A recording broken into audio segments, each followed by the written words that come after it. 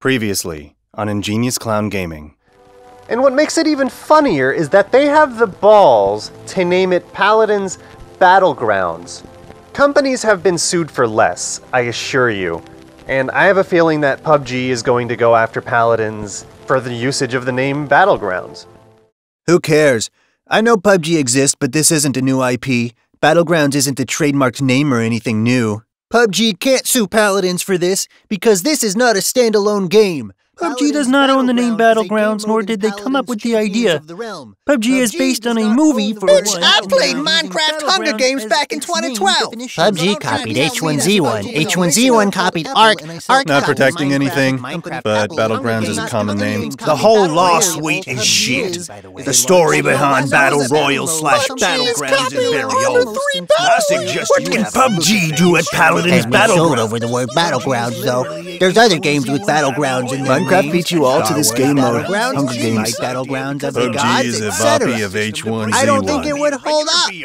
They don't have copyright on that Stop, word. stop! Do you really think a company cares about whether or not they own a word? All you have to do is look to the past to see that what I said in my video about Paladins Battlegrounds might come to pass. That Bluehole may sue Hi-Rez for using the name Battlegrounds in the upcoming Battle Royale mode for Paladins. Look, I don't disagree with many of the comments I just read. Paladins has every right to use the name Battlegrounds for their Battle Royale mode, even if I do think it to be in poor taste. But let's face it, Bluehole was already pretty upset about Fortnite stepping into their ring, and in general, they seem to have a bit of a misunderstanding about what you can do legally with an idea. I am not a lawyer, but as far as I know, ideas by themselves are pretty worthless. Execution and implementation are what's important, and even then, some things are so broad that there is, and again, I am not a lawyer, no real legal ground to stand on. But like I said, companies don't care about that. So let's take a little trip back in time and look at some silly lawsuits and legal battles of the past. Let's first look all the way back at 1982 with a little-known company named Nintendo.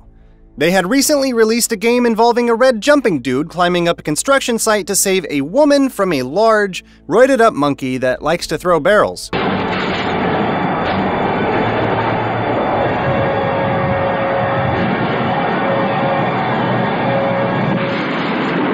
Wait, hold on, that's not it, is it?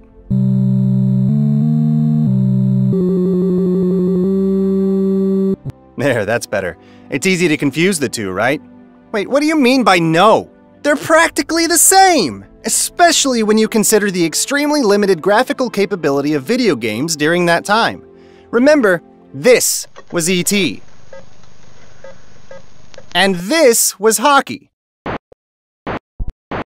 And believe it or not, this was Gremlins.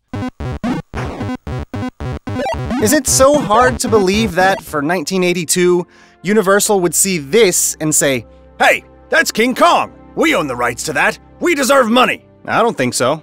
Because of that, this is probably the least ridiculous legal battle I'll be looking at in this video today. Looking back on it with hindsight goggles, though, it's a pretty silly case, but then again, 1982 was a different time.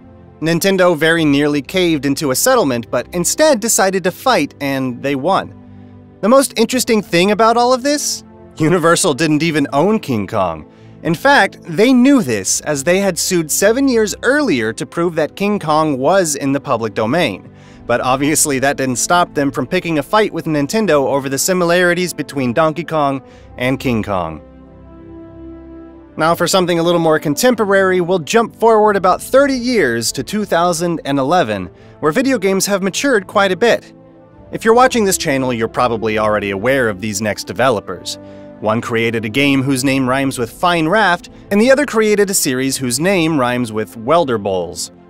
Give up? It's Mojang versus Bethesda, in a move that perhaps marked the turning point of Bethesda changing from the good guys of AAA to descending into the same garbage that we've all come to hate from these giant publishers.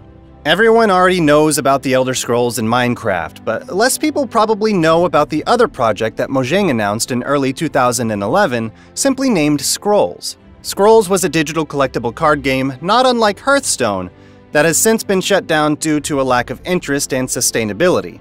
But in 2011, soon after Mojang's announcement, Bethesda swooped in to claim ownership over the name Scrolls and threatened to sue. This one reached a weird resolution. After the better part of a year, a settlement was reached in which Bethesda keeps the trademark, Mojang gets to use the Scrolls name for its upcoming strategy RPG, and that Mojang won't create an Elder Scrolls competitor using the name. Pfft, well, duh. None of that was happening anyway, except for the name Scrolls being used. But this isn't exactly a positive resolution as far as I'm concerned, because Bethesda confirmed a few other things, namely that the rights of the Scrolls trademark was to be transferred to ZeniMax, who is Bethesda's parent company, and then licensed to Mojang to use for that game and any add-ons, but while prohibiting the use of the name for any sequels or other games.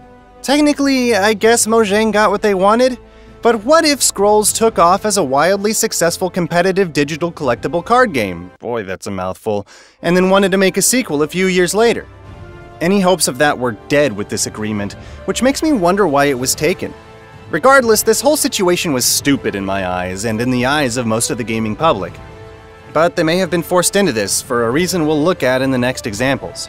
Our final examples come about 2 years later from a company named King, who owned the disgustingly popular Candy Crush Saga, as well as a giant pile of cash as a result. Because Candy Crush was so successful, and because Saga is a big part of their brand when it comes to mobile games, King filed trademarks for the words Candy and Saga, and probably many more besides. The story is obviously a little more complicated than this, but here's the gist. Man makes candy-themed grid-based puzzle game for mobile, Candy Crush Saga gets released, man unsuccessfully sues King based on the similarities and claims that Candy Crush is a clone, Candy Crush turns around and countersues man for the same thing, claiming that his game is the clone. Having played both at least a little bit, even though it's been a few years, the similarities are superficial at best. The gameplay isn't even remotely similar, since one plays like a Bejeweled clone, and the other plays off of a completely different kind of puzzle mechanic. Both sides seem pretty silly here, but to countersue a game that came out 2 years prior for being a clone is pretty low, especially since it was created by one man. This whole situation was just a bunch of drama from both sides. But this leads neatly into the final example, also from King, who threatened to sue Stoic, the developers of the Banner Saga, because of the word Saga in the title. Again, absolutely ridiculous, right? A turn-based strategy game about Vikings steps on the toes of a Bejeweled clone? Obviously not, but this quote from King will hopefully shed some light on their reasoning. King has not and is not trying to stop Banner Saga from using its name. We do not have any concerns that Banner Saga is trying to build on our brand or our content. However, like any prudent company, we need to take all appropriate steps to protect our IP, both now and in the future. In this case, that means preserving our ability to enforce our rights in cases where other developers may try to use the Saga mark in a way which infringes our IP rights and causes player confusion. If we had not opposed Banner Saga's trademark application, it would be much easier for real copycats to argue that their use of Saga was legitimate. I've heard this reasoning before, and I guess on some level it kind of makes sense, and that's only at the level of copyright law and loophole-finding lawyers being completely broken. But even with that statement from King, Stoic says, King.com claims they're not attempting to prevent us from using the Banner Saga, and yet their legal opposition to our trademark filing remains. This kinda just comes off as bullying to me. I don't understand how targeting a turn-based strategy game about Vikings will help the company protect their precious Saga trademark at all. I mean, wouldn't any lawyer worth their salt know the difference between the Banner Saga and something legitimately trying to clone a King game? If King had to get in a real fight over it in the future? It seems pointless to me, but again, I'm not a lawyer. Let's look again at a part of King's statement about intellectual property. We need to take all appropriate steps to protect our IP, both now and in the future. If we had not opposed Banner Saga's trademark application, it would be much easier for real copycats to argue that their use of Saga was legitimate. This drives a lot more litigation and legal conflict than any of us probably know, but it's the cornerstone of my statement that I made in my previous video, and repeated at the beginning of this video. And what makes it even funnier is that they have the balls to name it Paladins Battlegrounds. Companies have been sued for less, I assure you.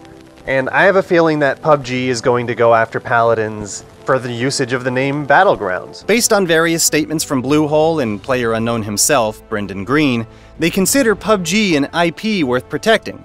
Now, I agree that getting your game stolen and developed by someone else who did it better sucks, but game development is full of others taking inspiration from and iterating on designs that already exist. True clones are a lot more rare than people realize, and no, Paladins is not one of them. On top of that, and this is all personal opinion here, I have a hard time even seeing PUBG as an intellectual property at all. Everything is too generic. Generic inventory, generic style, generic guns, generic artwork. There's no individual style or characterization to the game at all from what I've seen. At least both Fortnite and Paladins both have their unique styles, right? I mean, is this promotional artwork for PUBG or what? Cause I can't tell. This guy looks just like Nico Bellic from Grand Theft Auto 4. Hey, Nico! It's your cousin Roman. Let's go bowling. For the love of God, Roman, shut up! But once you put all that together and see how Paladins lifted the name directly off of PUBG without a second thought, it's easy to visualize a scenario where Paladins becomes the next example in these cases we went over today.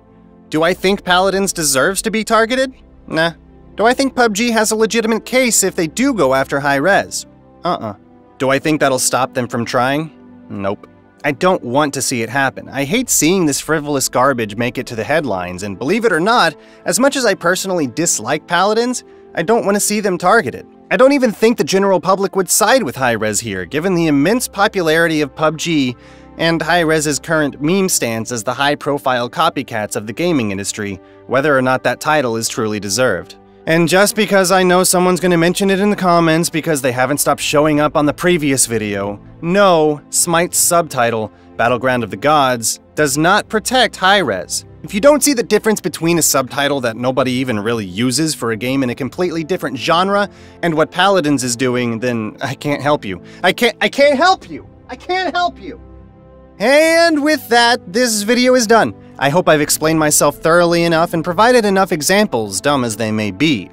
Let me know what you think in the comments section below, and while you're down there, can someone please explain this stupid meme that's been popping up lately? Because I guess I'm old and I just don't get it.